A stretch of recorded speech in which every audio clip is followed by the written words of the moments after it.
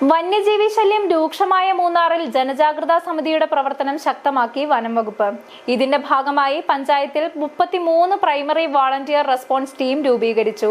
വന്യജീവി ആക്രമണങ്ങളുടെ പ്രതിരോധം മാത്രമല്ല, ഏത് അടിയന്തര ഘട്ടത്തിലും പൊതുജനങ്ങൾക്ക് സഹായം എത്തിക്കാൻ കഴിയുന്ന തരത്തിലാവും പ്രൈമറി റെസ്പോൺസ് ടീമിന്റെ പ്രവർത്തനമെന്നും Munnar range officer S Biju പറഞ്ഞു. സംസ്ഥാന സർക്കാരിന്റെ നിർദ്ദേശപ്രകാരമാണ് മൂന്നാർ ഗ്രാമപഞ്ചായത്തിലും ജനജാഗ്രതാ സമിതി രൂപീകരിച്ച് പ്രവർത്തനം സജീവമാക്കിയിരിക്കുന്നത്. ഏറ്റവും കൂടുതൽ മനുഷ്യ വന്യജീവി സംഘർഷം റിപ്പോർട്ട് ചെയ്യുന്ന പഞ്ചായത്തിൽ ജനജാഗ്രതാ സമിതിക്ക് കീഴിലായി 33 പ്രൈമറി വോളണ്ടിയർ റെസ്പോൺസ് ടീം രൂപീകരിച്ചിട്ടുണ്ട്. ഇവർക്ക് കൃത്യമായ പരിശീലനം നൽകും. നിലവിൽ രൂപീകരിച്ചിരിക്കുന്ന റെസ്പോൺസ് ടീം അംഗങ്ങളുടെ വിവരങ്ങൾ പോലീസിന് കൈമാറും. പോലീസിന്റെ ക്ലിയറൻസ് കൂടി കിട്ടിയതിനു ശേഷമാകും പരിശീലനമടക്കം നൽകുക.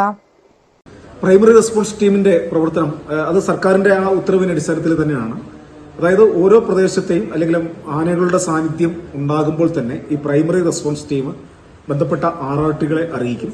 അതോടൊപ്പം തന്നെ മനുഷ്യന് ആ ഭാഗത്തുള്ള പൊതുജനങ്ങൾക്ക് അതിനെപ്പറ്റിയുള്ള ഒരു അലർട്ട് കൊടുക്കും. അതോടൊപ്പം അപകടങ്ങൾ ഉണ്ടാവാതിരിക്കാനുള്ള മുൻകരുതലുകളും ഈ പ്രൈമറി റെസ്പോൺസ് ടീം സ്വീകരിക്കും. മൂന്നാറിൽ ചേർന്ന ജനജാഗ്രതാ സമിതി യോഗം നിലവിലെടുത്തിരിക്കുന്ന പ്രൈമറി റെസ്പോൺസ് ടീമിന് അംഗീകാരം നൽകിയിട്ടുണ്ട്. ഇതോടൊപ്പം അത്യാവശ്യ ഘട്ടങ്ങളിൽ സഹായം എത്തിക്കുന്നതിന് റെസ്ക്യൂ വാനും മൂന്നാറിൽ ഒരാഴ്ചയ്ക്കുള്ളിൽ എത്തിക്കും. ഇടമലക്കുടി അടക്കമുള്ള വിദൂര പ്രദേശങ്ങളിൽ ഉൾപ്പെടെ ആശുപത്രി ആവശ്യങ്ങൾ മുന്നിൽ കണ്ടാണ് വാഹനം എത്തിക്കുന്നത്.